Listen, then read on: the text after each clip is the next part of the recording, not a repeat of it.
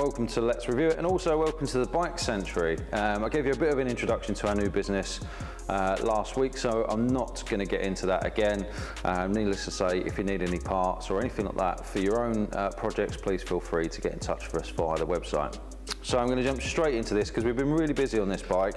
I'm really keen to get this done before the end of the season, and as you can see, we've done quite a bit. So the last time I saw you, we were actually working on a rolling chassis, so we had the frame, the swinging arm and the rear wheel. So first thing was first, we got onto the front suspension. So the front suspension really needed quite a big overhaul. We had all the internals out. We decided not to replace the springs, we left them as standard, but we did replace the oil with a high grade fork oil.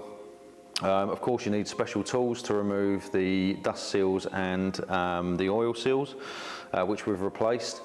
And rebuilt the forks. And the fork bottoms were quite badly corroded, so we've put a new textured paint on there, which I think looks really, really good, and refurbished those.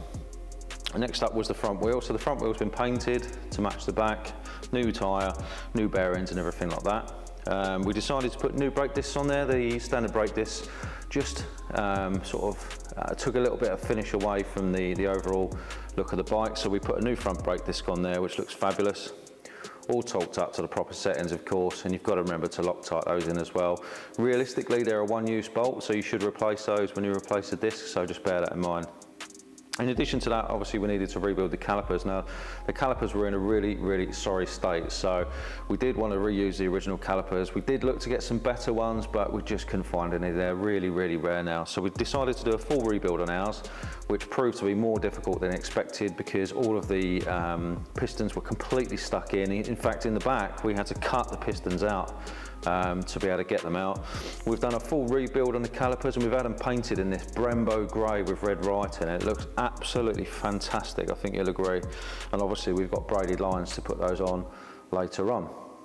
So once we had the suspension and the front wheel done, it was obviously time to tackle the control surfaces at the top. So we decided to go for Melotti top yokes. We've also got the Melotti fork tops and the bolt. Now there's two versions of this. This is the road one. There is a race one which gets rid of the little indentation there for the key. These are not without their challenges because of course the standard bars are mounted in the top yoke. So in order to be able to fit bars, you then need clip-ons. So we searched around for a lot of different clip-ons. There's a lot of various bits available in the market. These ones are actually French. They're really, really nice. Cost less than 100 quid or around about 100 quid. They came from France, as I mentioned. There's a link to those in the description below, so if you're interested, check it out. In addition to that challenge, you've then got the challenge of mounting the master cylinder. So there is a threaded hole in the bottom of the yokes.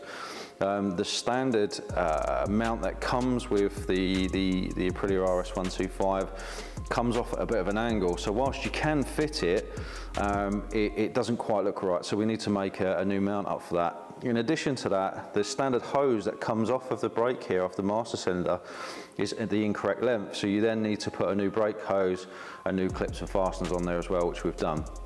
So that's fixed and it's on, although it's not quite ready. We've got to make some adaptations to that later on. Top yokes are all on, look perfectly fine, look really, really good in fact. Obviously we've got our ignition barrel on there, which looks a bit tatty, so we may see if we can get a new ignition for it. Not too sure yet. Obviously no switch gear or anything like that on there yet either. Next up was to test fit the front subframe. The front subframe on the later model Aprilia is a lot narrower, so obviously if you're fitting the old style bodywork, that subframe won't work, and therefore you need to fashion a new mounting plate for the clocks.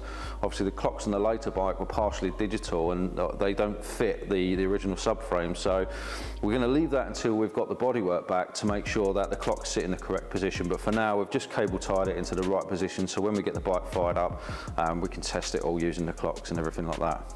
So next up, it's time for the rear subframe. Now the rear subframe, of course, on the old bike is ever so slightly different. It's quite a bit shorter as well. It won't hold the old shape bodywork, so you need to put the old shape rear subframe on. Again, it brings a few more challenges with it because the wiring loom on the later bike is different. It's a lot shorter. The ECU is mounted in a different place and stuff like that. So whilst the rear subframe fits, as in it physically mounts in the right place, obviously there are some more challenges. So The under tray obviously fits back on perfectly fine, and that was absolutely fine.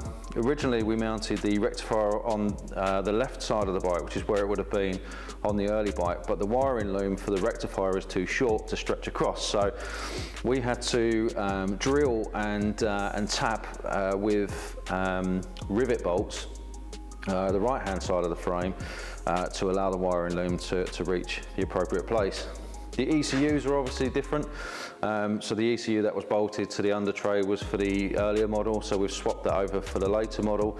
But the next challenge is, of course, the ECU is mounted in a different place on the later bike, so we need to find a way to mount the ECU to stop it from flying around.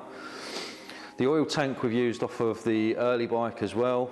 We've swapped the oil reservoir, the level sensor, over for the new shape one. Which is a better quality anyway, because they do suffer with wiring breakages around the lid. So we've swapped that over.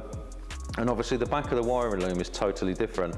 All the lights and everything like that are different. So at some point we're going to have to rewire the back end of the loom to make the indicators and the lights work off of the classic back end. So yeah, a few little challenges there that we had to sort of face along the way.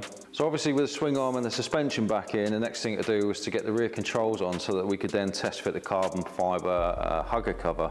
I wanted to get the whole back end finished before we did that, because there's quite a lot more tidying up to do once it's all done. So we'll obviously go back through and do a nut and bolt check and tidy all the loom up and stuff like that. But really at this stage we're just test fitting everything. So we've got these GB Moto rear sets, which for the most part fit absolutely fine.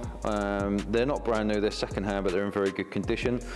The standard master cylinder fits on the back side of the heel plate, which fits fine, but the angle that then puts onto the push rod is a little bit obscure, so we had to elongate the hole on the back of the foot plate just to tip the master cylinder down so that the master cylinder and the push rod mounted up okay. The next challenge was that on the footrest, when you push the footrest down, there was nothing to stop the return of the footrest. So in theory, you could have put your foot underneath it and lifted it all the way up. So we had to fashion a small rubber bracket, a rubber stopper, to stop that from pinging back up. And I think it looks really, really good. It looks stock, it looks factory. And then obviously the master cylinder mounts where it should have done in the first place on the old bike on the subframe. Next up was to fit the engine. So the engine's been completely rebuilt, reconditioned. The engine had a lot of broken plastic gears in it. Bits of plastic had gone everywhere, so it's had a top and a bottom end rebuild. It's been vapor blasted, though it's a little bit dirty at the moment. We'll just give it a clean up once the bike's back together. But next up was to put the engine back in. It's quite a simple job really. We painted all of the inner subframes, stripped everything right out, so we were just back to the inner mounts. I think there's 4 or 5 mounts in there. We jacked the engine up on a scissor lift and just slid it back into place and slotted the bolts in. So it's actually quite a straightforward job. I would say that it's a 2-man job if you can get someone to help you, but it's relatively straightforward. And then you've got the mammoth task of trying to make sure that you run all the wires down the correct channels in the right places. So at this stage, we've got all of the wiring in that we can get in. We haven't got the carbs on, we haven't got the reeds, airbox, all that kind of stuff on. We've noticed a few things that needed replacing along the way. So the starter motor, one of the teeth is absolutely knackered, so we've decided to replace that. I think we're probably going to put a new power valve kit in it as well. A couple of gaskets and bits that we've been missing, and of course we want to do the job properly, so that's kind of stopped us in our tracks a little bit. So next time we're going to be doing that, fitting the airbox, getting all the wiring loom in, getting the battery in, getting some power, and hopefully we'll be able to get our first start up. We've got a new radiator, pipes, exhaust, everything like that to go on yet, so until we get our new parts we can't really push on any further, but I'm really pleased with how it's taken shape. It's certainly going to be a weapon when it's done. There's not going to be another one out there that's like it, so yeah, stay tuned. Thanks very much for watching, and yeah, I look forward to seeing you next time. Take care.